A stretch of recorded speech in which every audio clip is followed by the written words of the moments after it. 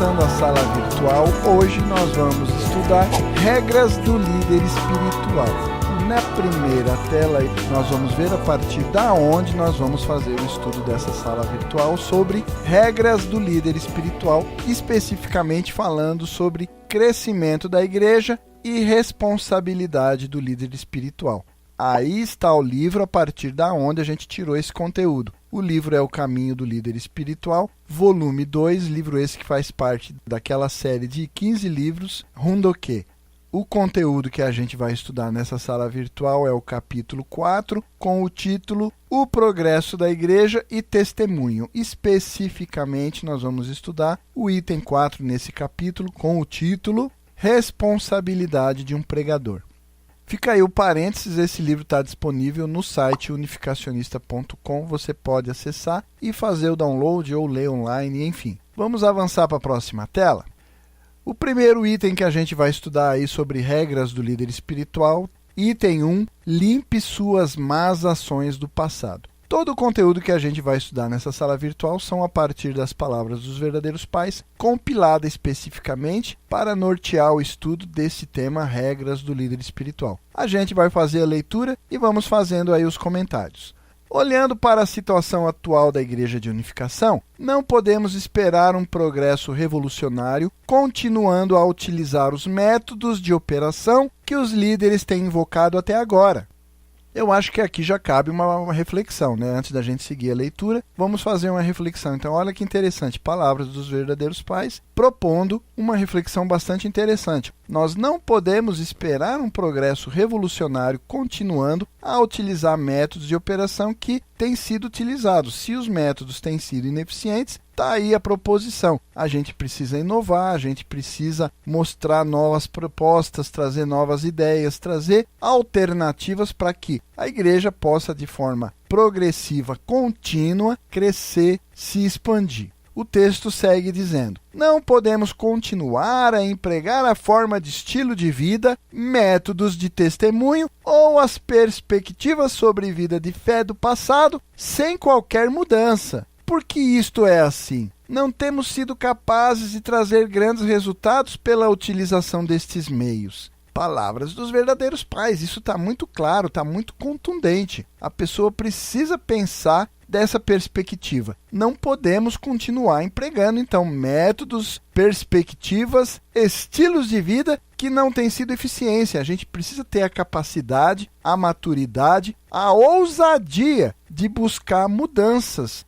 investir em novos meios, buscar novas alternativas, desenvolver novos métodos, usar inclusive tecnologia. Todas as ferramentas que Deus nos proporciona devem ser utilizadas para alcançar esse fim. Permitir que as palavras dos verdadeiros pais possam alcançar todas as pessoas na face da terra. Seria uma história diferente se houvesse grandes resultados, mas sendo que não podemos negar que não é assim como tem sido, devemos então assumir novas atitudes e reformar nossa vida de fé, nossa atitude em relação à vida e os métodos de testemunho. Isso não sou eu que estou dizendo, mas os verdadeiros pais. É muito claro. Seria diferente se os resultados fossem crescentes, se o processo fosse expansivo de forma contínua, mas nós estamos batendo na mesma tecla, insistindo num método ineficiente, sem a perspectiva, ou até mesmo poderia dizer sem a ousadia de implementar mudanças. Mudanças essas extremamente necessárias. Nós então devemos, como diz ali o texto, assumir uma nova atitude, reformar a nossa vida de fé, nossa atitude em relação à própria vida e principalmente, mais enfaticamente, os métodos de testemunho. Aí o texto fecha dizendo o seguinte: portanto, sem chegar a um novo estilo de vida de fé, a atitude em relação ao estilo de vida e os métodos de testemunho, não podemos trazer novos desenvolvimentos. Então está claro? Se eu pretendo, se nós pretendemos, se nós almejamos, se nós nos propomos a trazer desenvolvimento para a nossa igreja, para a estrutura da nossa igreja, o crescimento do nosso movimento, nós precisamos, por conseguinte, chegar a um novo estilo de vida de fé. Buscar uma atitude em relação ao estilo de vida mais atual. E os métodos de testemunho também precisam ser melhorados. Não adianta insistir no método que não tem trazido resultados. Nós não podemos insistir no método que não é eficaz, que não é eficiente. Lá no livro de Romanos, no capítulo 12, tem um trechinho interessante que eu usei aí para ilustrar. Está escrito: assim nós que somos muitos, somos um só corpo em Cristo, mas individualmente somos membros uns dos outros. Então nós trabalhamos de forma desarticulada, nós trabalhamos de forma isolada, nós nos esquecemos que fazemos parte de um só corpo. Essa estrutura que nós chamamos verdadeiros pais de céu, terra e humanidade. E individualmente, dentro da nossa peculiaridade, dentro da nossa individualidade, das nossas características únicas, nós todos somos membros uns dos outros. Devemos somar os nossos esforços, somar as qualidades, somar as aptidões em prol de buscar esses resultados. Ou seja, devemos realmente esquecer dos nossos erros do passado, como diz o título que nós estamos discutindo. Devemos esquecer os erros, limpar as más ações do passado em prol de alcançarmos resultados eficientes no futuro.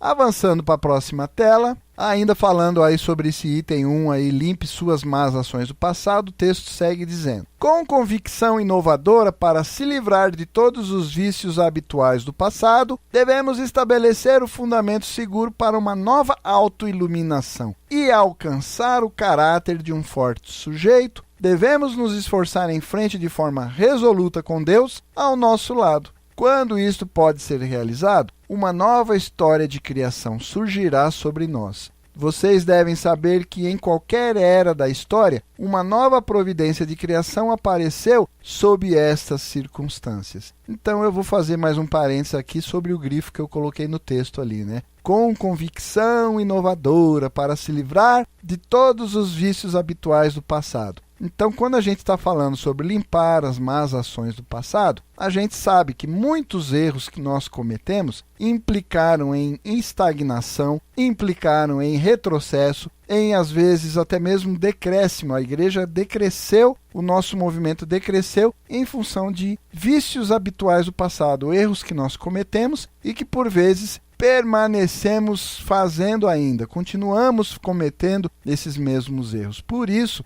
numa postura de buscar o crescimento, o primeiro ponto no que diz respeito a limpar as nossas más ações do passado é assumir a partir de então, a partir deste instante, com convicção inovadora, uma atitude para nos livrarmos desses vícios, dessas posturas, desses hábitos.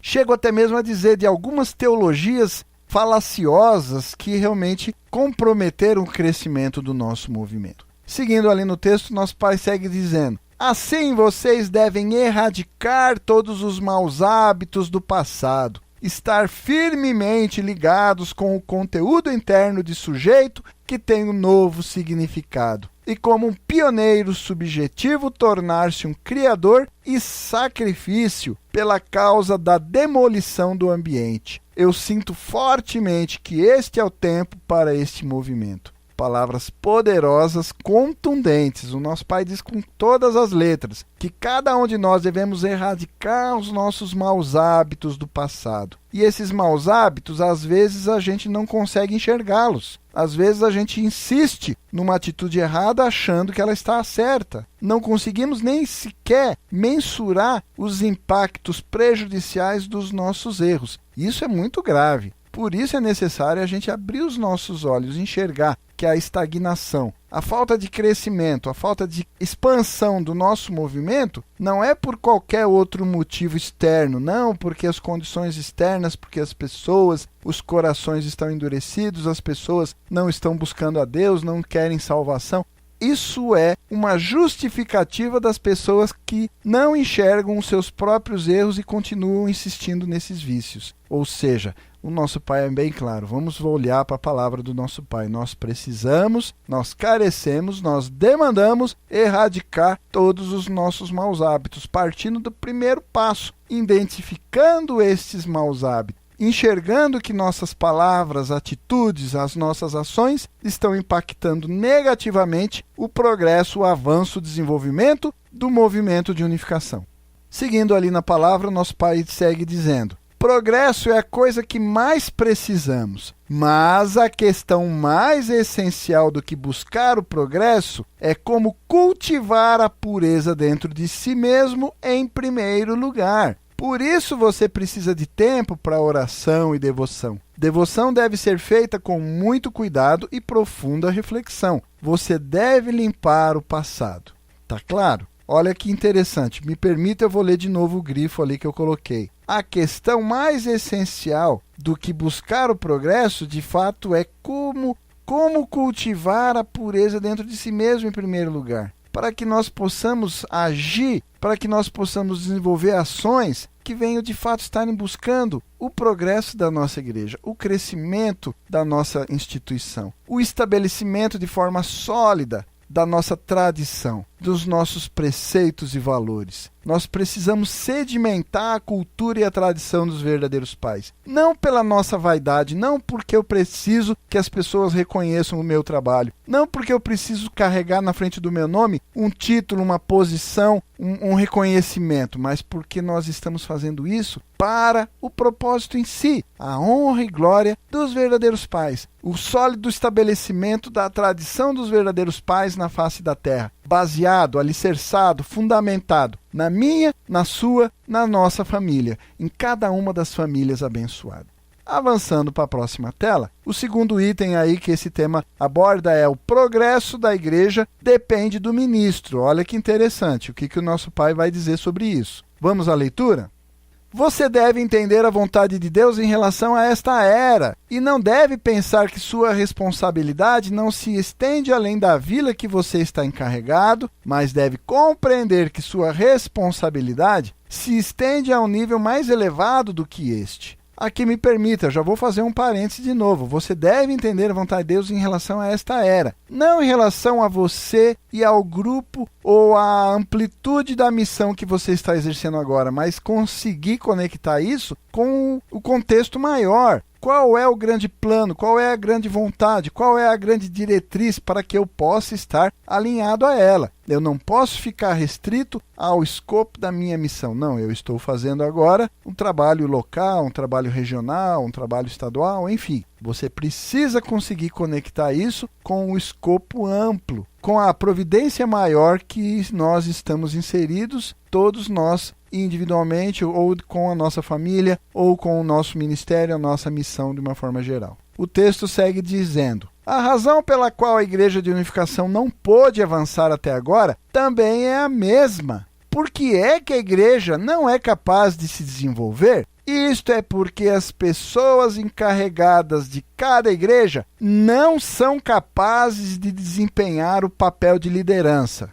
Tá bom para você? Quem está falando isso? Sammy Moon, o verdadeiro pai da humanidade. Então tá claro? Você quer que eu repita? Então me permita. Isso é porque as pessoas encarregadas de cada igreja não são capazes de desempenhar o papel de liderança. Papel de liderança não significa você ter um cargo hierárquico. Papel de liderança não significa você sentar numa cadeira e se auto-intitular figura central ou Abel. Papel de liderança é você realmente conseguir articular o seu trabalho e conseguir os resultados aos quais você está empenhado em alcançar. Isso sim é a missão que cada um de nós, independentemente de termos uma posição, um cargo na igreja, devemos assumir. O texto segue dizendo: assim, se você não for reclamar, duvidar ou se rebelar, então você deve acreditar absolutamente e seguir absolutamente. Essa é a maneira que você pode continuar a fazer muitas obras para Deus. Seguir esse caminho trará reavivamento e multiplicação. Este é o ponto de vista do princípio. É isso que as pessoas precisam entender. Pessoas encarregadas de cada igreja, elas não estão lá simplesmente para usufruir de uma posição. Elas devem olhar a partir do ponto de vista do princípio. É isso que nós precisamos, uma reforma urgente. As pessoas precisam voltar a olhar para a providência aos olhos de Deus, de acordo com a vontade de Deus, a partir do ponto de vista do princípio. A gente ouve muita discussão, muito blá blá blá, mas pouco realmente tem a ver essas discussões com aquilo que consta dentro do livro do princípio divino e principalmente dentro daquilo que consta no arcabouço das palavras dos verdadeiros pais. Qual é a causa do progresso da igreja? Além disso, Qual é o padrão fundamental para estabelecer o fundamento durante o curso da providência de Deus na Terra? Se isso depende do líder da igreja, então o que ele tem que fazer? O que ele deve fazer? Ele deve seguir através do curso de sacrifício. Ele deve seguir através do curso de sacrifício. É isso que é preciso se fazer. Se você tem objetos que se tornam uma unidade com você e estão dispostos a trabalhar e se sacrificar em seu benefício, então você pode trazer ofertas através deles. Você pode fazer ofertas através deles. Essa é a forma de se trabalhar. Não ficar sentado esperando que as pessoas venham servir. Não ficar esperando que a pessoa venha bajular você como líder, como Abel ou como qualquer outra coisa. Essa é a atitude que deve ser assumida. Avançando para a próxima tela, o item 3 das regras do líder espiritual fala sobre praticar, dar conferência do princípio divino. A gente ouve as pessoas falando sobre o princípio, mas muito pouco com profundidade. Pessoas citam alguns trechos do princípio divino sem entendimento, por isso o nosso Pai exige, ele obriga, ele demanda que a pessoa, para ser um líder espiritual, tenha que praticar, dar conferência do princípio divino continuamente. Olha o que o nosso Pai diz. Vamos ao texto? Vocês devem ter planos para aumentar o número de membros através do testemunho. Então, quais as formas de fazer os planos se materializarem? Primeiro, são as conferências do princípio divino. Devemos proclamar a nossa palavra. Tá claro aí? Vamos ler de novo? Não grifei esse trechinho, mas me permita, eu vou ler de novo. Quais as formas de fazerem os planos se materializarem? O nosso Pai diz, de acordo com o nosso Pai, ele diz assim: em primeiro lugar, antes de qualquer outra coisa, são as conferências do princípio divino. Devemos proclamar a nossa palavra. Entretanto, vocês estão dando conferência de acordo com os seus próprios métodos e atitudes. Tem uma série de pessoas aí que se dizem conferencistas, que criaram seus próprios conteúdos do princípio divino, mas que todos eles estão desautorizados, em desacordo e muitas vezes contradizendo e contrapondo aquilo que está lá muito claramente no princípio divino. Isso a gente já discutiu, inclusive, em outras salas virtuais. Fica aí a sugestão para quem não assistiu, a sala virtual que fala sobre teologia da figura central. Ali é um exemplo bem claro para você entender a que ponto chegou as concepções e as distorções em relação às palavras do princípio divino. Voltando ao texto, vocês não puderam se desenvolver de forma abrangente porque somente se concentravam na área que estavam bem versados e negligenciavam se conectar com as outras partes. Então a pessoa domina determinada parte do princípio divino, ali, sei lá, por causa da formação dele, não, ele é bom de história, não, ele é bom de matemática, não, ele é bom. Então ele se concentra numa parte, mas o todo não é abrangido, ele não está abrangendo, não está se conectando com a obra toda, com todo o conteúdo. E aí você pode acabar enveredando por ideias tendenciosas, facciosas e muitas vezes distorcidas. Seguindo o texto, vocês não devem dizer a mesma coisa de novo e de novo. Enquanto dão conferência, vocês devem decidir o tema de acordo com o objeto e o lugar e mudar o conteúdo do seu discurso. Então também não adianta você ficar lendo decorado, citando palavra por palavra, sem conseguir adaptar à realidade e à demanda do público para quem você está proferindo as palavras do princípio divino. Você tem que ter também essa flexibilidade no que diz respeito a adaptar de forma prática, de forma pragmática, as palavras do princípio divino para a plateia. Se você fala para um determinado nível de pessoas, você deve contextualizar para aquela realidade, para aquele ambiente, para aquela esfera das pessoas que estão te ouvindo.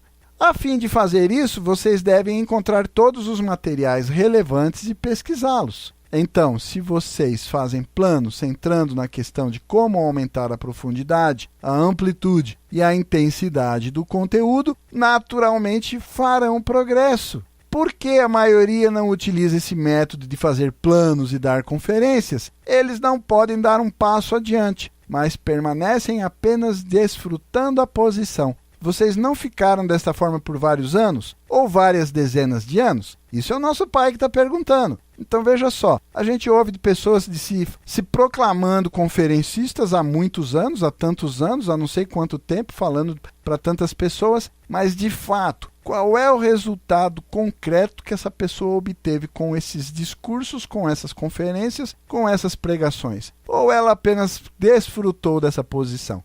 Do status, talvez, que essa posição venha a dar, se é que realmente dá algum status. Na verdade, o resultado tem que ser demonstrado na prática. tem que se fazer a pregação e a pessoa precisa receber essa palavra e fazer dessa palavra um alimento. Receber dessa palavra vida, receber dessa palavra norteamento, inspiração, motivação, enfim. Não podemos apenas exercitar uma pregação com o intuito depois de ser reconhecido como um bom pregador, mas de fato, quantas pessoas foram alcançadas e realmente tocadas para os verdadeiros pais e as palavras dos verdadeiros pais. Acho que essa reflexão é interessante, né?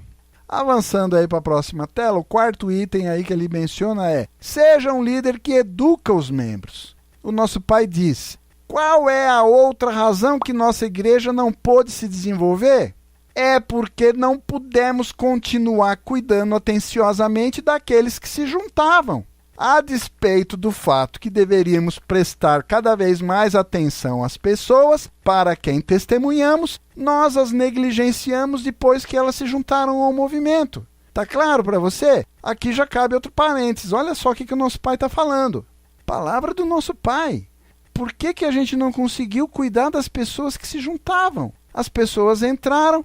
É como um parto. Você pega a criança recém-nascida. Até quando você vai ter que cuidar dela? Por algum período ela demanda de todos os cuidados de você. Você vai ter que cuidar, vai ter que limpar, vai ter que segurar, vai ter que alimentar, até que ela possa caminhar sozinha, adquirir independência espiritual. Ela demanda de atenção, ela demanda de cuidado. A despeito do fato que deveríamos prestar cada vez mais atenção às pessoas para quem nós testemunhamos, na verdade, infelizmente, nós as negligenciamos depois que elas se juntaram ao movimento. E aí a gente se depara com uma série de problemas. Aí a gente encontra pessoas carecendo de todo tipo de orientação das mais elementares. Como se portar, como conduzir a sua vida de fé, como entrar na família, como é o relacionamento familiar, como se portar diante do seu cônjuge, como se portar diante dos seus filhos.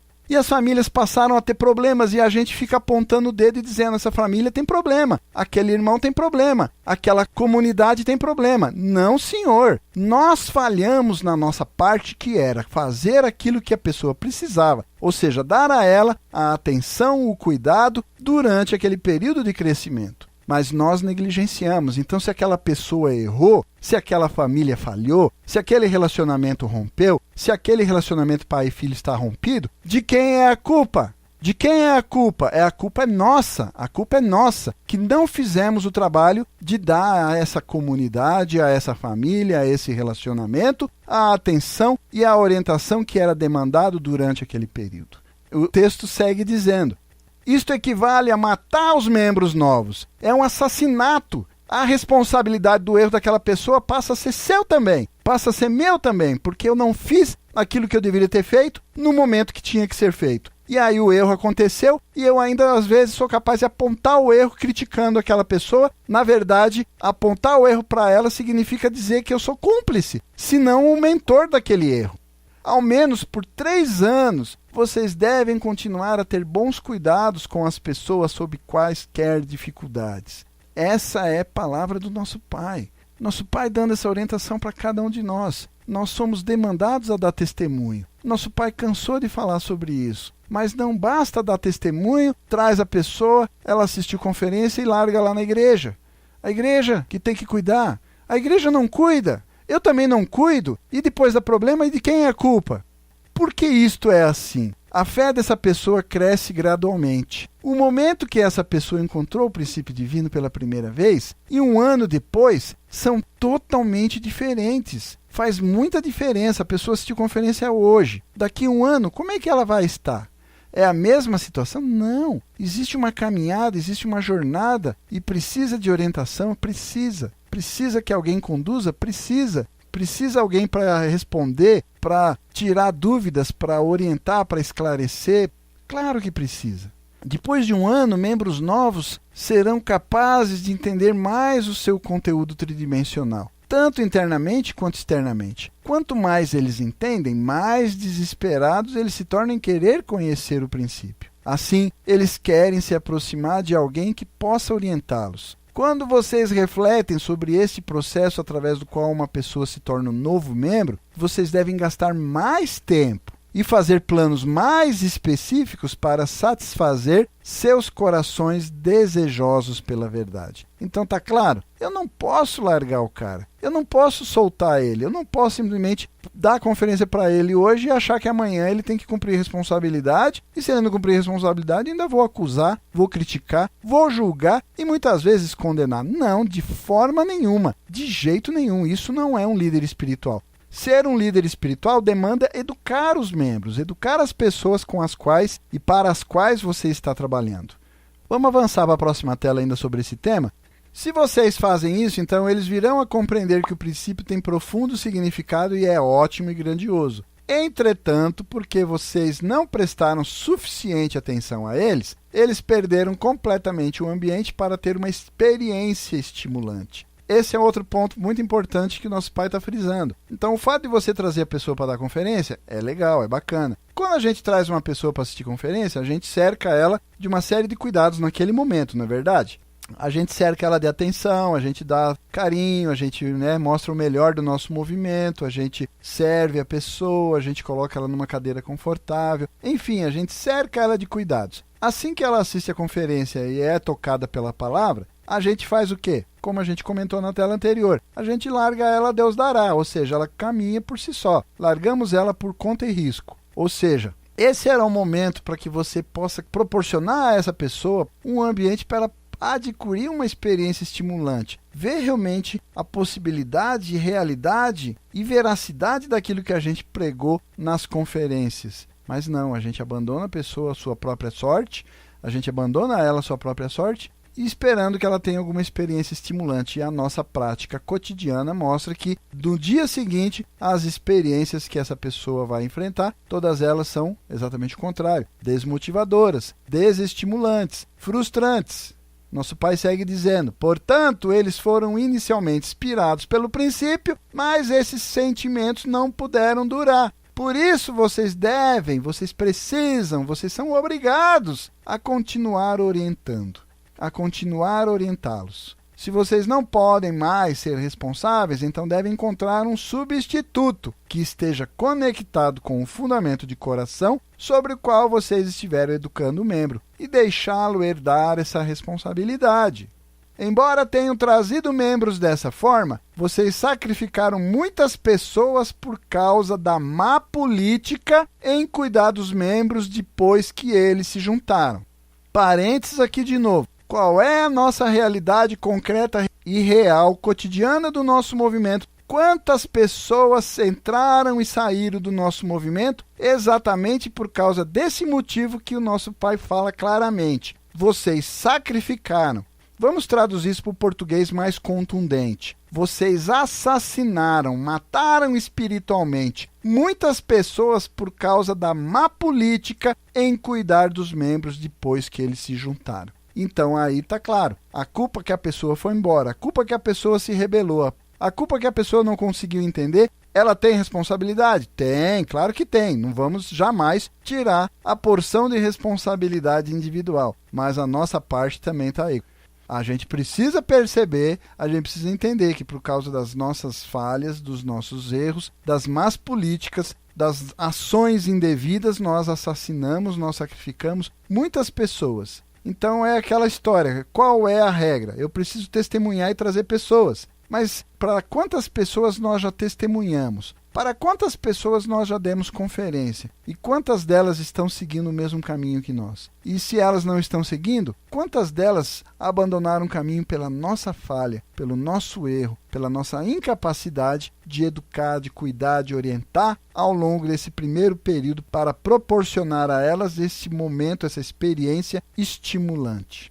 Por isso, nosso pai segue dizendo, sobre o que o líder sempre deveria estar preocupado? A missão do líder não é espalhar e transmitir a palavra, mas colher os frutos. Vocês devem entender isso. Proclamar a palavra é plantar a semente, ok? E colher os frutos é a missão do líder. Em outras palavras, vocês devem dar água para o broto jovem, arrancar as ervas daninhas e ajudar o desabrochar das flores, a fim de que os frutos possam ser produzidos. Essa é a missão do líder. Avançando para a próxima tela, agora pegando o quinto item dessa regra do líder espiritual, um líder deve viver para o benefício dos outros. Quem entra na mais elevada esfera do mundo espiritual? Se você vive para o benefício dos outros, penetrará fundo no coração de Deus. Aqui já cabe um parênteses. A gente já estudou por várias salas virtuais, está aí todo o conteúdo disponível. A gente cansou de dizer, palavra dos verdadeiros pais, o que é o amor verdadeiro? É o viver para o benefício dos outros. Qual é a prática do amor verdadeiro? É viver para o benefício dos outros. Então está bem claro essa frase que a gente acabou de ler. Se você vive para o benefício dos outros, obviamente, experimentando o amor verdadeiro, você vai penetrar fundo no coração de Deus. Se você vai para o mundo espiritual, depois de conduzir uma vida de fé de acordo com os meus ensinamentos, mesmo se eu digo para você não chegar perto de mim, o universo automaticamente conduzirá você na minha direção. Isso são palavras dos verdadeiros pais. Eu disse para os líderes da igreja que se reúnem aqui hoje, por que nossa igreja não se desenvolveu? Isso é porque o líder não teve esse conteúdo de coração. Isso é absolutamente verdadeiro. Quando Deus coloca esse par de óculos e olha, ele não pode encontrar ninguém qualificado. Me permita, eu vou ler de novo. Quando Deus coloca esse par de óculos e olha, qual par de óculos ele está falando? O par de óculos que olha a pessoa que vive para o benefício dos outros. A pessoa que pratica na realidade, na essência da palavra, o amor verdadeiro que está no âmago do coração de Deus. Então, quando ele coloca esses óculos e olha, ele não pode, ele não consegue, não há como encontrar alguém que esteja qualificado. Assim, o mundo espiritual não pode cooperar e assim não pode haver progresso. A gente cansa de ver isso, a gente entra nas igrejas e às vezes a gente vê como a igreja espiritualmente está vazia, porque não há essa ambiência, não criamos essa vivência de praticar o amor verdadeiro, o estilo de vida de viver para o benefício dos outros. Os líderes sabem como ordenar os membros ao seu redor, mas não sabem como executar ações em benefício deles. Este é o ponto onde está o problema. Olha que diagnóstico que o verdadeiro pai faz e que é tão real, tão atual na nossa realidade unificacionista. Os líderes só sabem ordenar os membros ao seu redor, mas não sabem, não conseguem perceber, não conseguem nem sequer entender a necessidade de executar ações em benefício desses membros. Não pode haver um progresso até agora. Por quê? Não há nenhum líder que pode, de fato, concreta e substancialmente, viver para o benefício dos outros. Isso é requisito, é pré-requisito. Deveria estar lá. Analisar-se um currículo para uma pessoa exercer uma liderança ou ser ungida numa posição hierárquica, o que não significa que uma coisa depende da outra necessariamente, mas ainda assim deveria se exigir postura de vivência para o benefício dos outros. Ter um histórico de ter demonstrado estilo de vida, executando ações em benefício das pessoas ao seu redor. Vamos avançar ainda sobre esse tema. Na próxima tela ele segue dizendo: vocês se tornaram alguém que está endividado com os outros, ou alguém com quem os outros estão endividados. É uma pergunta. Eu, você, cada um de nós, como é que é o estilo de vida que a gente conduz no nosso dia a dia? Nós vivemos fazendo ações que nos deixam endividados com os outros ou promovemos um estilo de vida diário através das nossas ações que nos permitem fazer com que os outros estejam endividados? Você já fez essa mensuração na sua vida? Você já fez essa ponderação? Colocando isso numa balança no seu dia a dia, no meu dia a dia, no nosso dia a dia. Como é que é o nosso estilo de vida? A gente deve ou a gente é credor? Vocês se tornaram alguém que acrescenta um fardo aos outros? Ou alguém que compartilha o fardo dos outros? Então, vocês devem fazer um aprimoramento. Deus não ajuda vocês, e porque Ele não ajuda vocês? Qual é o motivo? Se vocês observam como Ele me ajuda, fica muito claro que Ele deveria ser capaz também de ajudar a cada um de vocês. Mas por que Ele não ajuda vocês? Porque a regra fundamental é diferente. Porque sua forma de pensamento está errada. Porque a direção que vocês estão indo está errada. Por isso ele não pode ajudá-los. E aqui eu já faço mais um parênteses nesse contexto que a gente citou a palavra do verdadeiro Pai. Tem um outro texto que o nosso Pai fala sobre como obter ajuda espiritual e vai nessa mesma direção. O estilo de vida que você conduz no seu dia a dia vai permitir que Deus ajude ou que impossibilite o auxílio de Deus e do bom mundo espiritual. A regra básica é essa daí. O que me permite estar endividado ou ser credor? Qual é a regra? É o viver para o benefício dos outros. Quanto no meu dia a dia, quanto na minha vida cotidiana, eu vivo e faço coisas para o benefício dos outros. Quanto na minha vida, quanto ao longo do meu dia a dia, das minhas ações, na verdade eu acabo sendo um fardo para os outros.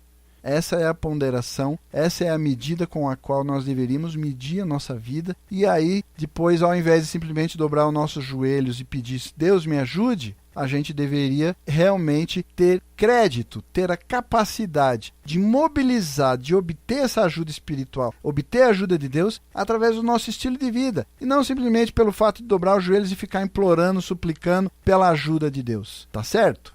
Vamos avançar para a próxima tela?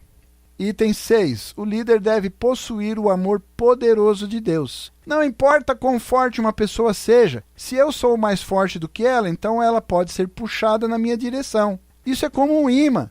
Se o seu amor está centrado em Deus, se um braseiro dá calor no meio do inverno frio, então as pessoas não se reunirão ao redor dele? Elas se reunirão mesmo se vocês dizem para elas não fazerem isso. Isso é tal como todos os insetos se reúnem ao redor da luz. Assim, vocês devem ser capazes de conduzir a vida girando ao redor do amor poderoso de Deus como centro. O que impulsiona a vida? É o amor. A origem desse amor é o amor de Deus. Não há nenhuma vida que não seja sacudida quando você se aproxima dela com o amor de Deus. Vocês devem experimentar esse fato. Então eu até usei esse desenho aí do imã atraindo pessoas, né? Esse é o coração com o qual nós devemos ser dotados, independente se você tem posição na igreja, hierárquica ou não. O líder não tem nada a ver com posição e a posição não necessariamente dá a você a capacidade de líder. A liderança, na verdade, ela é exercida a partir do momento que você consegue cativar, atrair, com a luz do amor de Deus, com o poder e a força do amor de Deus, as pessoas para você. E você, agarrado com Deus, obviamente, então está trazendo essas pessoas para Deus. Essa é a função que cada um de nós, no exercício de uma verdadeira liderança, no exercício daquilo que o verdadeiro Pai tanto enfatiza, o princípio dos 3 grandes sujeitos, é isso que é demandado de nós, o poder para atrair as pessoas, cativar as pessoas, aproximar as pessoas, fazer com que elas se aproximem de nós e sintam em nós a proximidade também com Deus. Sintam-se amadas por Deus através de nós. Essa é a capacidade que é demandada de nós. Nós precisamos ter essa qualidade, essa aptidão, esse dom. Por que isso é assim? Por causa da presença do amor, porque o amor de Deus está lá. Vocês não podem ver o amor, mas ele emite algo semelhante à luz. Isso é que é necessário, vocês entendem? Quando vocês pensam sobre o lugar onde sua amada mãe está, apenas o pensamento já faz você se sentir feliz. Tudo é dessa forma. Vocês entendem como as coisas são? As pessoas respondem para o nosso Pai: sim, mas na prática, como a gente tem dificuldade? Como a gente tem, na verdade, o inverso de um imã? Parece que a nossa capacidade maior é fazer com que as pessoas sejam afastadas, né? A gente tem aquela força de repulsão que as pessoas têm umas com as outras, que elas não conversam, elas não interagem, elas não se envolvem, não há uma empatia com as pessoas não conhecem os problemas umas das outras. É incrível! É incrível que na comunidade unificacionista, onde todos nós nos denominamos filhos dos verdadeiros pais, as pessoas sequer sabem o nome completo do outro irmão. A pessoa não sabe o nome do cônjuge do outro irmão. Quantos filhos o outro irmão tem? Qual a idade? Não sabe. Se a gente fizer a pessoa não consegue responder 10 perguntas relacionadas a um determinado irmão. Não consegue. Então a gente fica pensando, qual é a empatia? Qual é a relação? Qual é a proximidade? Cadê o nexo do amor de Deus que nos une? Se os verdadeiros pais nos ensinam esse amor verdadeiro, o viver para o benefício dos outros, como é que eu posso fazer parte de uma comunidade onde as pessoas pouco se importam com as minhas realidades cotidianas e eu muito menos em relação a elas?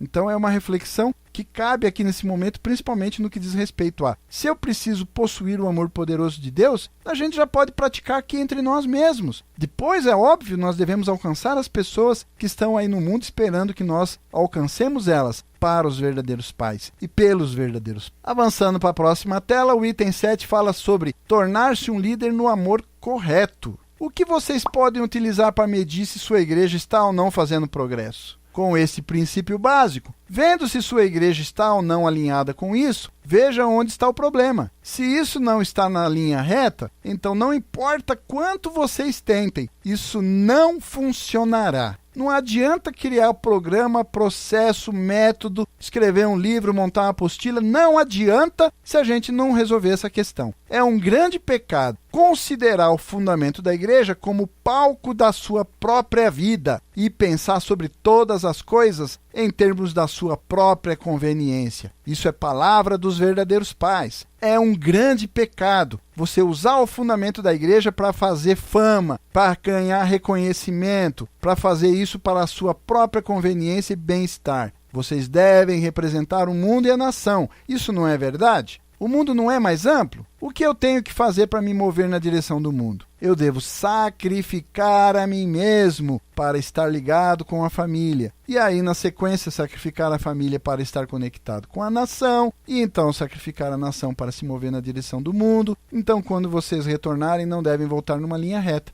Vocês terão que fazer um círculo completo, passando por cada uma dessas esferas, em cada um destes escopos. Isso é muito importante. Isso precisa ser corrigido. Isso é uma demanda dos verdadeiros pais para a manutenção e perpetuidade do nosso movimento. Avançando para a próxima tela, item 8.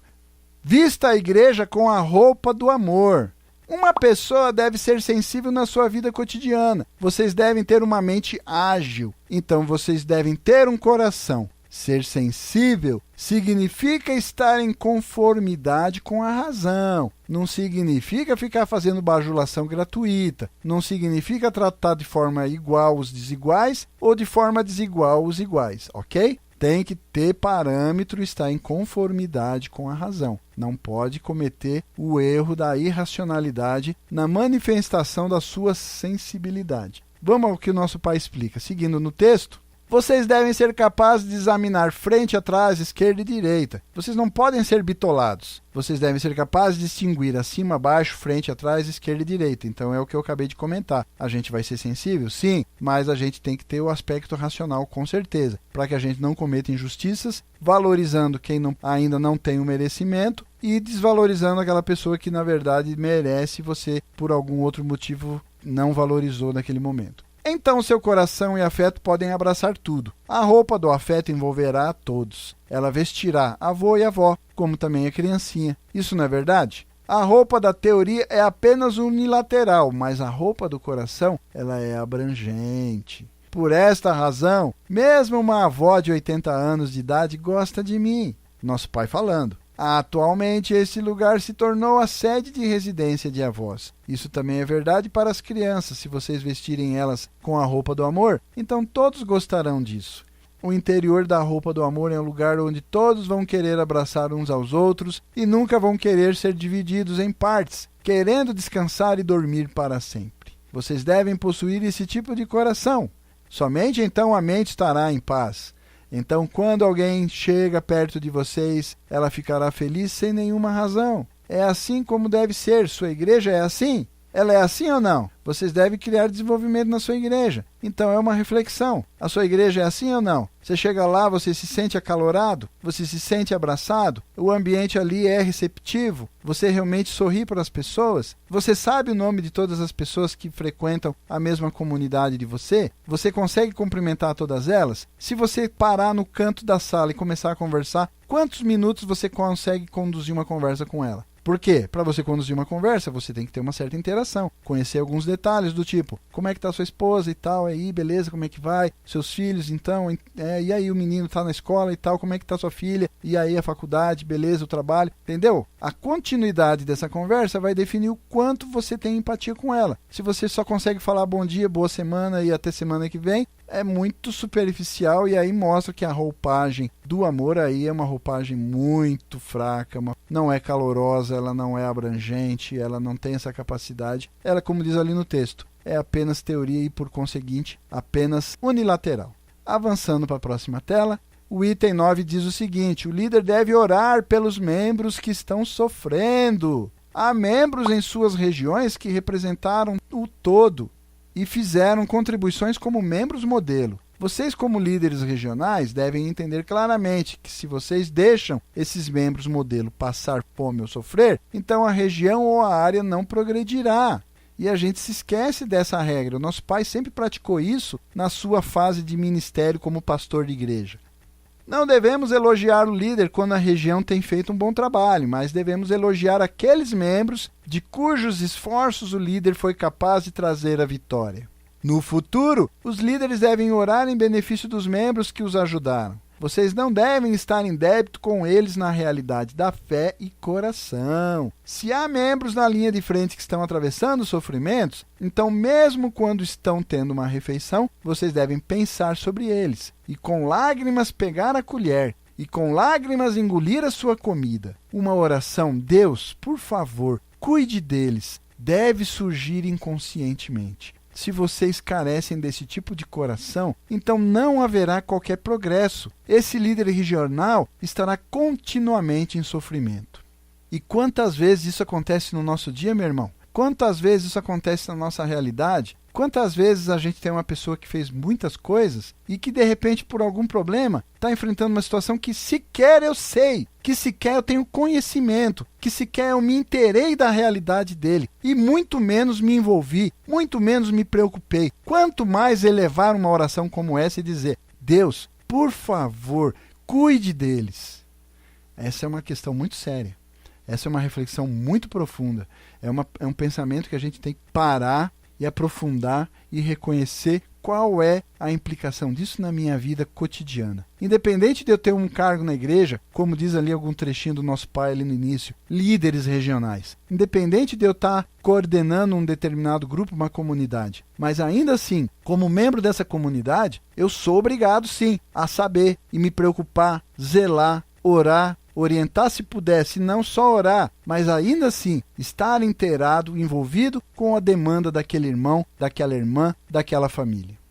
Avançando para a próxima tela, o item 10. O líder deve assumir o papel de pai e mãe. Nós estamos dizendo que ele vai substituir o pai e a mãe? Não. Ele vai ser maior do que o pai? Não. Não vai ser maior do que o pai e a mãe? Não. Mas ele tem que assumir o papel de pai e mãe? Sim. De que forma? Vamos ver o que o nosso pai fala? Vocês devem criar um ambiente no qual se tornam atenciosos com um membro novo que acabou de ouvir o princípio, perguntando logo que vocês retornam se ele já se tornou ou não um membro, e questionando antes de vocês comerem ou se vestirem, a despeito de seu estômago faminto, se ele se tornou ou não um membro. Isto não é como deveria ser? Este é o princípio fundamental do progresso.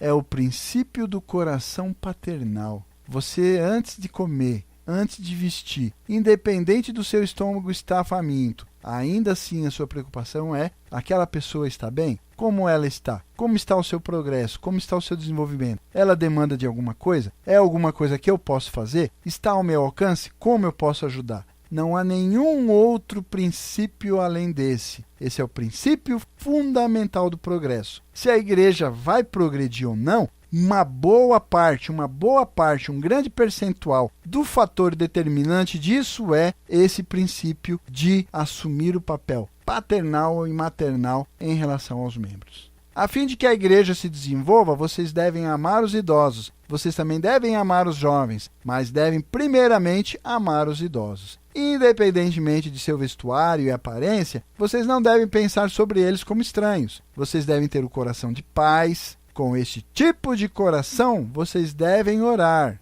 Vocês devem orar. Por favor, permita que eu me torne alguém que conduza a vida das pessoas centrando na vontade de Deus. Essa é a oração. Não cabe outra. Eu não vou conduzir a vida da pessoa centrando na minha vontade, nos meus interesses, na minha perspectiva, na minha ótica. Nós não temos conhecimento, nós não temos capacidade. Nós demandamos a orientação de Deus.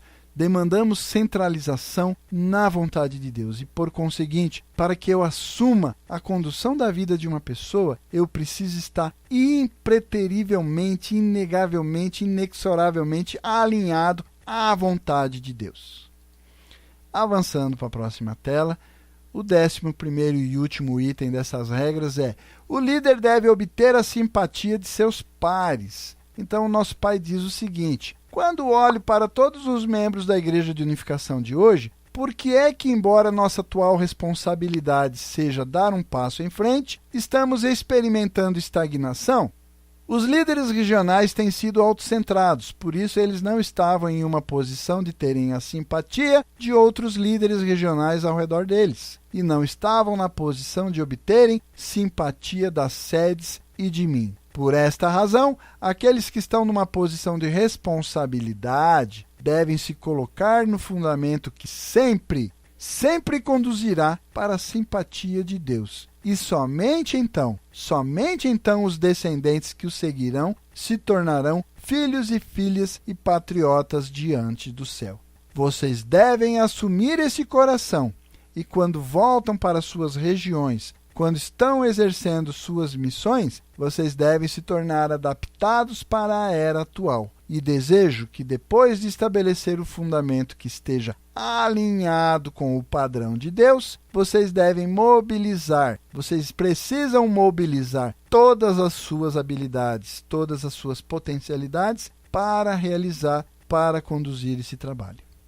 Adiu!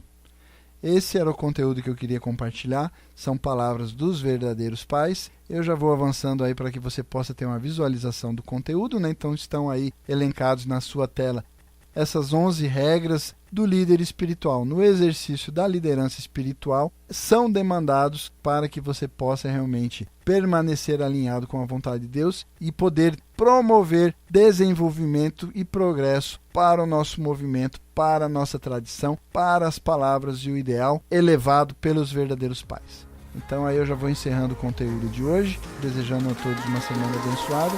Tchau!